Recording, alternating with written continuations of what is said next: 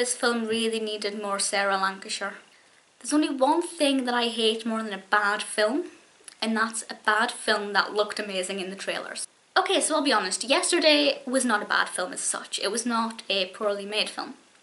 However, it was quite a disappointing film, and after watching it I felt quite happy, but the more I reflect on it and the more I kind of assess it against my own expectations, I realised that it actually really failed in a lot of aspects.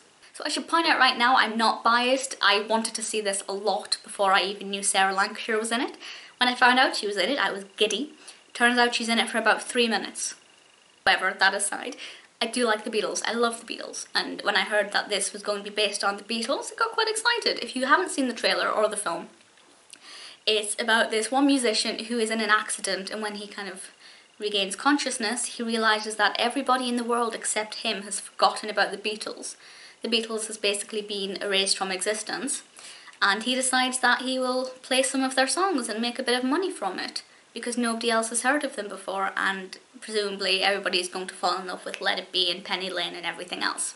Sounds like an interesting premise, directed by Danny Boyle and written by Richard Curtis. Quite a strong team there, and then we have Himesh Patel in this as well. So on the face of it, this film had a lot going for it. So the premise does sound incredible.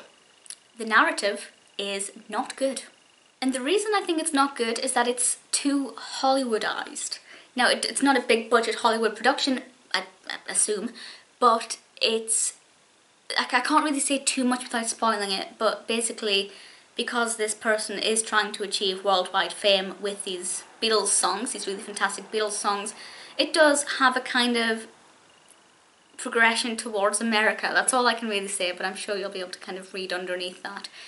And Ed Sheeran is in it, and I have nothing against Ed Sheeran. I don't mind Ed Sheeran.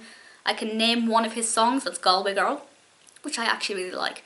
But when he popped into the film, I thought, what are you doing here? This is about the Beatles. And then he just stuck around, and it kind of became the Ed Sheeran film, and then obviously we went to over to the James Corden show, and it just suddenly became this non-British feeling film. And for me, if you're going to do something like this, where you're kind of sending up to the Beatles, you need to make it feel like it's being filmed in Britain, and you know, it's the best of British music. And that's kind of where it let itself down, because it did not, 100% did not get the tone right. Not only did it not get the tone right, I feel like the soundtrack was really poor. Now maybe that's just because it didn't use a lot of my favourite songs from the Beatles. It used a lot of popular ones, but there were some that I kind of felt could have used a better song there.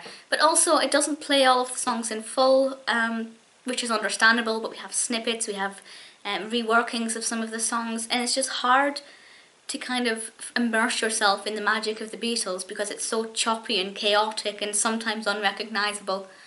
And while one could argue that that fits in with the narrative, I would argue that it doesn't. So in honesty, I can't rate this film at all. As I said, when I finished watching it, I thought, yeah, that was pretty good, pretty interesting.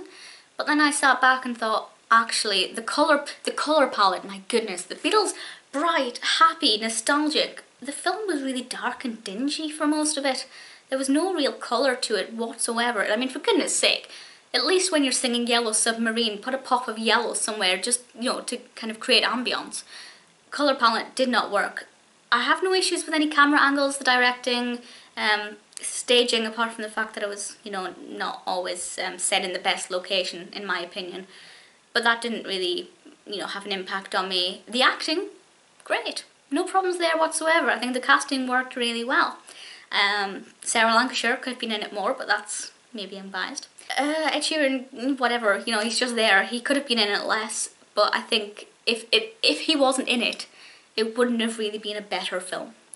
For me, the actual narrative and mostly the soundtrack is where this film really died. And this is coming from somebody who is not the world's biggest Beatles fan. I love the Beatles, I really love the Beatles, but I'm not obsessed with the Beatles. Like, you know, some people really love the Beatles. I just admire them. But I can't imagine what die-hard Beatles fans think of this. I dread to think. If you've seen it, let me know. Maybe you'll surprise me. Maybe you really loved it.